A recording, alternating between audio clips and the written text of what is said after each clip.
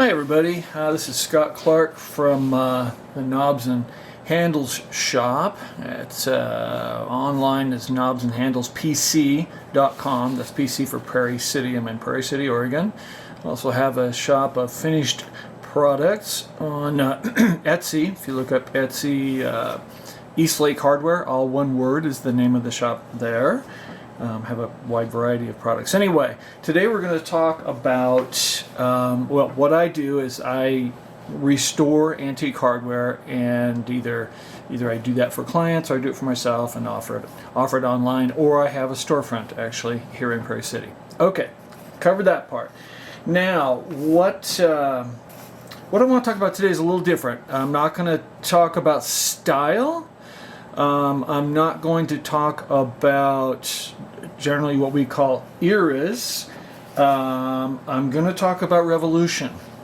And in America, we see revolution generally as a good thing. Revolution's about change. It's about growth. It's about doing things better, hopefully. We are a nation of revolution. And but I want to talk about the Industrial Revolution. So, some things that a lot of people don't know, and I'm going to address it specifically toward the manufacturing of door hardware. And okay, so let's start with the Industrial Revolution. Generally, it started in about 1760, and when I'm speaking about the Industrial Revolution, I'm speaking about its occurrence in Western Europe and in North America. That's generally what I'm going to talk about. So the Industrial Revolution was started about 1760, ended about 1840. Maybe 1850, right in that range. In America, which is what I'm going to focus on, because I'm going to talk about American manufacturers and manufacturing. Things kind of rolled along from that 1850 until things got kind of crazy with the Civil War. Everything happened there, and then when that was completed, when that was finished and everybody figured out what they were going to do, whoever was left, they moved quickly to rebuild America. And one of the things that happened was that manufacturing, there's a lot of what we would call research and development. Manufacturing really changed, and there were a ton of improvements in manufacturing developments and materials, and it led right up to 1870, which is that post-Civil War time.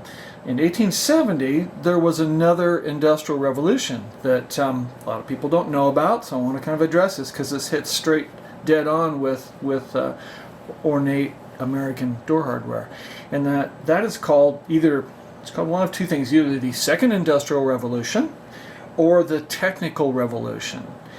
And it's called the Technical Revolution. Well, let's go back to the Industrial Revolution. The original Industrial Revolution, there were a lot of changes in textile manufacturing, a lot of mechanics added to it, a lot. Canal construction was big, the Erie Canal and all that. Of course, steam engines were the basis of that, and steam engines were steam was a huge and powerful thing used in factories, so there were a lot of changes in factory systems, and a lot of big stuff going on. But when the Technical Revolution hit in 1870, they really drilled down a lot of things, and the Technical Revolution, 1870 to 1914. Okay, big numbers to remember. So that span, there were tons of things. So there were huge changes in communication, huge changes in medicine, in chemicals, in mining, in metallurgy, in manufacturing, in mass production. The Ford Motor Company first plant was built in 1903. So you can see what happened. Matter of fact, before that, Carl Benz from Mercedes-Benz guy, he actually patented the first gasoline engine automobile in 1886. So again, right in the middle of the technical revolution. There were huge expansions in transportation, in railroad, and in electrification. So natural gas electrification, all these things just became more important, more detailed, more available to the common person. So we're going to focus on the technical revolution, or the second industrial revolution, that space, because between 1870 and 1914 were when, I hate to say this, it's where the majority of beautiful, well-designed, artistic, well-thought-out, and well-manufactured door hardware was manufactured in America. Most of the manufacturing plants were in the Northeast. They kind of generated out from there, or radiated out from there. There was one or two in Canada. The rest of them were in the States, and none of them were out west. I mean, they kind of moved over into Chicago, through Pennsylvania, down to Ohio, but they kind of dead-ended there. And so all the big guys, stayed in the northeast section of the country somewhere. And big guys are like Russell and Irwin, Yale and Town, P&F Corbin, and then of course Reading Hardware in Pennsylvania, and spin-offs of Reading and Reading Hardware in Reading. There was just a lot. New York, Massachusetts, New Hampshire. There was New Hampshire. I mean, Nashua Hardware. It just did some beautiful work, very unusual work.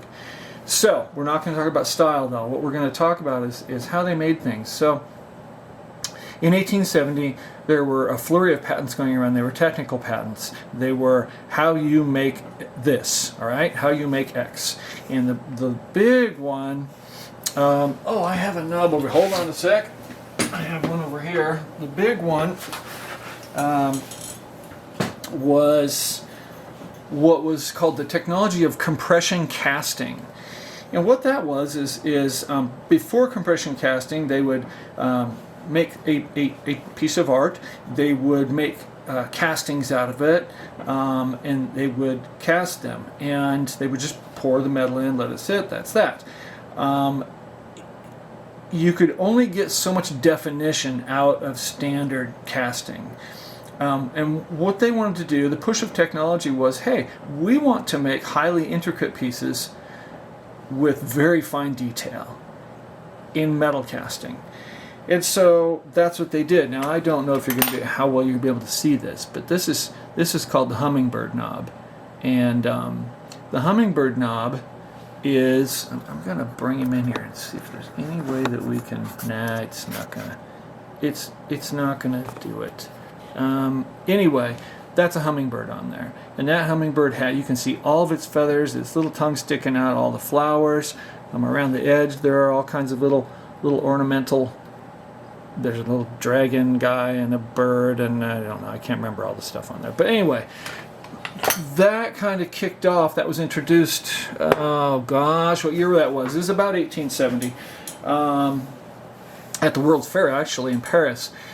And from there, man, everybody went crazy. So that patent allowed people to, what it was they actually injected the molten metal, be it bronze or cast iron, those two typical things, into the pattern or design, into the mold, and just under pressure, shoving that molten metal into every nook and cranny in that piece.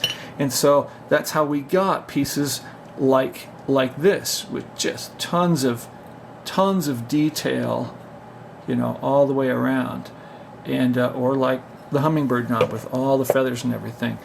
So the manufacturers, they presented these to the public. The public was like, wow, what? And from then it went on, and it was the thing to do. And it wasn't just people's houses. Of course, it was houses and mansions and all that, but it was gigantic hotels, banks, mortgage insurance businesses. I mean, it did not matter. Manufacturers, anybody that had a big building or headquarters, it was going to have big, cool cast bronze, typically hardware, like I say, some iron, but mostly cast bronze. And so that was just a monster thing from 1870 and through 1880 and up to 1890. In the early 1890s, things changed. And here's what happened. Casting, this is a cast one here, right? So castings, same with this plate. This is a cast door plate, right? So it's solid. This is a Sargent. And matter of fact, you can see here, patent August 18th, 1885 is what that says. So that's kind of dead center in ornate hardware manufacturing is 1885. You'll see a lot of pieces. They're like, yeah, it's made in 1885. And that's because it's kind of right in the middle, the heyday, I guess you would say. So castings were heavier. They required more metal. They required a lot of work up front in the design. They required more complicated equipment. There was more waste during manufacturing of raw metals, and so it was a tough business. It was very awesome, and we have cast hardware all over the country right now. But it was rough. It was a rough way to do things, and it wasn't very fast. It was somewhat scalable, but it took a while. It took people that really knew what they were doing as far as workers go. I mean, it was just a whole industry on its own. So then what happened, and I can show you this one actually, most cast pieces are two-piece. Most cast doorknobs are two pieces. So we have, this is a doorknob, and this is an Eastlake one, probably around 1887, somewhere in there. But they would cast the shank in the bottom part, and then they would have this guy right here, which is your face, and they would put that on, and this was straight, so they would put this in, and then they would roll it in rolling down that edge right there. So anyway, so they had to cast these in individual pieces and put them together. This actually has I cannot remember the name of it, but it's essentially a little bracket inside with a pin that aligns. It says you can only put me together this way, and it aligns the pattern so that the pattern all works the way it's supposed to work, which I'm not making it work the way it's supposed to work, but everything's supposed to line up that way. That's the reason that you'll see these little guys in here. So, so then what happened as technologies progressed and as manufacturing technologies progressed, they wanted to make more, and they wanted to make more cheaper. And so what they did was it's what we kind of generally call stamping. But they would take a piece of sheet metal, where it's sheet bronze, sheet brass, sheet steel, and they would make a mold to stamp that metal into. So they would stamp it and then cut it and do whatever they were going to do. Maybe they were going to plate it. Maybe they were going to do whatever. And so that's when we ended up with pieces like this. This piece actually, I'm showing you this because this is really the most common door plate in America. It's generally called the Portland style. Portland was the design that P&F Corbin named theirs. They're in New Britain, Connecticut. But everybody had a version of this. And the version was, maybe it was a little taller profile. Maybe the angle was different. The bevel or the chamfer was different. The keyhole, were different designs and in a different place as far as center. So there were differences, and sometimes they used a backing like this to have a little more robust connection, softer or thinner metals. But they could pump these out by the millions, and they did. And there were many other designs.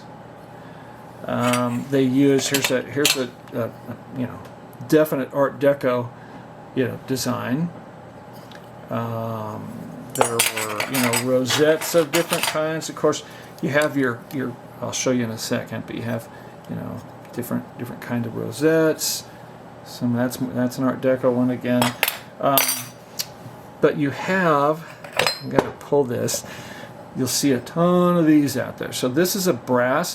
It's a wrought brass rosette. Some of them have 2 screw holes for mounting. Some of them have 3. But the knob just sits down inside of that, spins away. super common all over the country.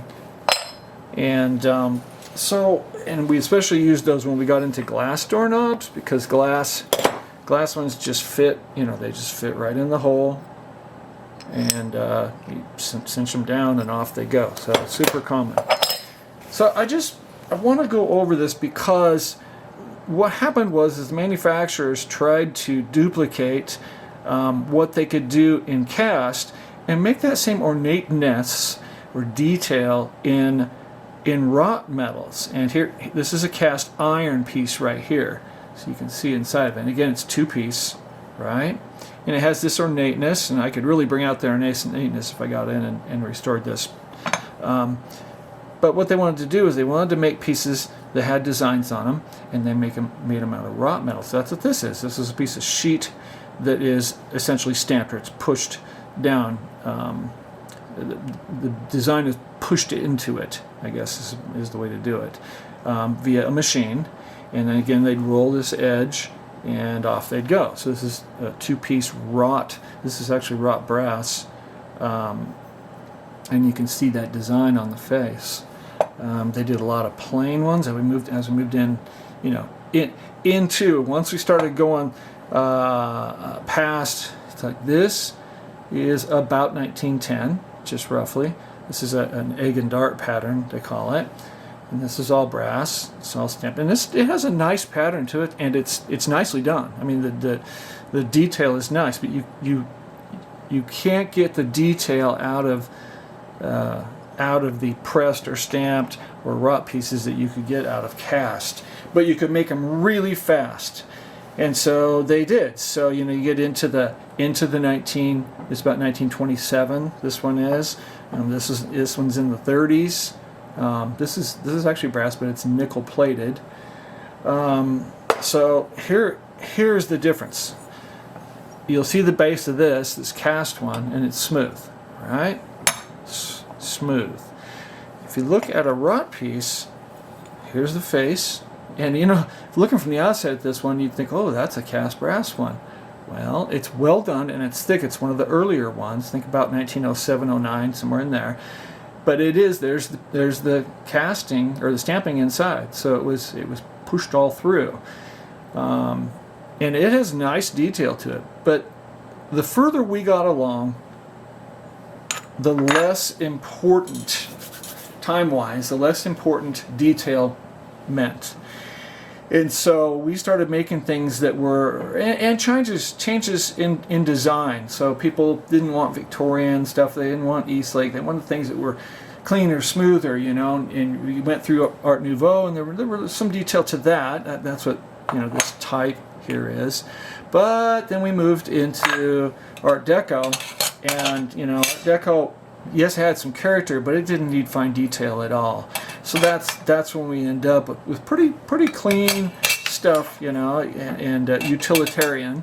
And I like Art Deco myself, but you know, this piece, you know, I can go like that, right? And same with this one, you know. But I can't take a cast bronze piece and do that, you know. And generally speaking, this piece will last hundreds and hundreds, if not thousands of years, right? This piece, yeah, it'll last 100 years. 200, I don't know. 300, probably not. Going to be gone. And it can get mashed and bent, and people throw them away, and then they're just gone. So, you know, the question a lot of people have given me is, why don't we make door hardware like we used to? Well, there are some companies, there's some specialty companies that do make cast hardware, primarily for either very rich people who own mansions or for commercial buildings. So other than that, we don't see them very much, and we certainly usually do not see this type of ornateness and beauty in them. So anyway, so the end of 1914. We kind of fell into, it got pretty static. I mean, of course, there are a lot of things that happened in America, but when it came to door hardware, we moved into kind of clean, utilitarian, and deco type type designs, and those are fine, but it was pretty static until but we were kind of between revolutions, because the next revolution was 1947, which is called the Third Industrial Revolution, which most of us don't realize.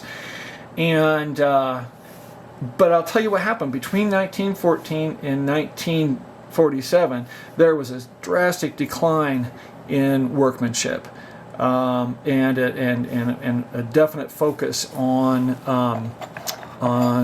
production, mass production. Not what this is. So there were major changes in the early 1940s with door hardware, which led into a completely different animal as far as door hardware works.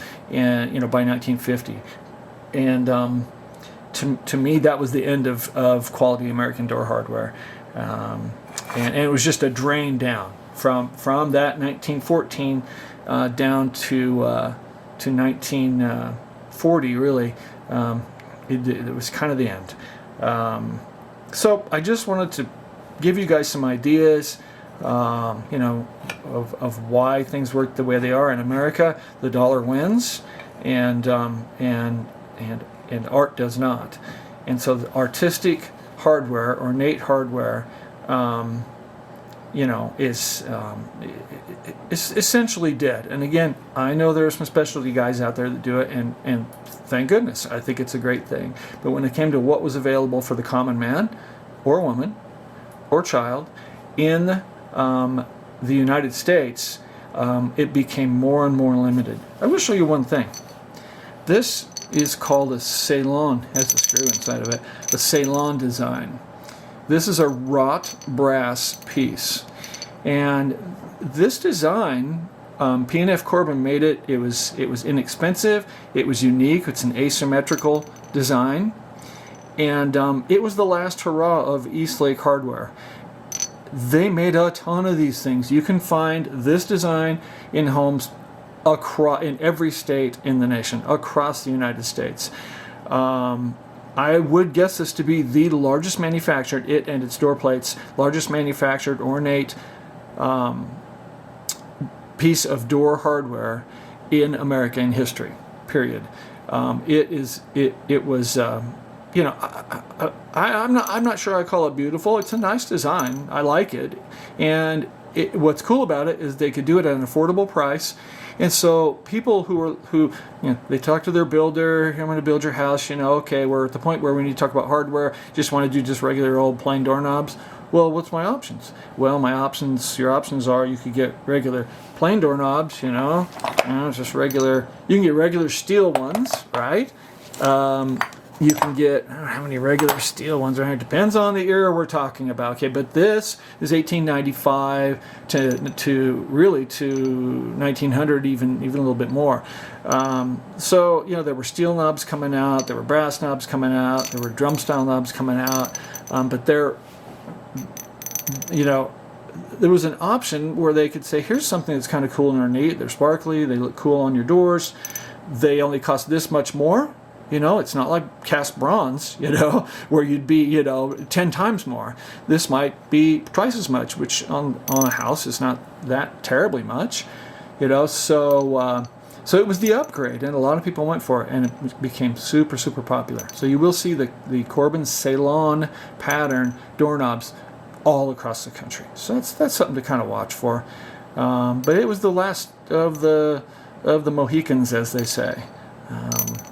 It was that last gasp to really put ornate hardware out there in the hands of the pedestrians, and that was that. So that's all I have for today. You guys can get a hold of me. You can contact me through my website, like I said, knobsandhandlespc.com. Questions and things on there. There are some products that you can purchase on there. You also can go over to the Eastlake shop that I told you about. All right. Well, thank you very much. Everybody have a good time, good life, good weekend. Be happy, and happy knobbing.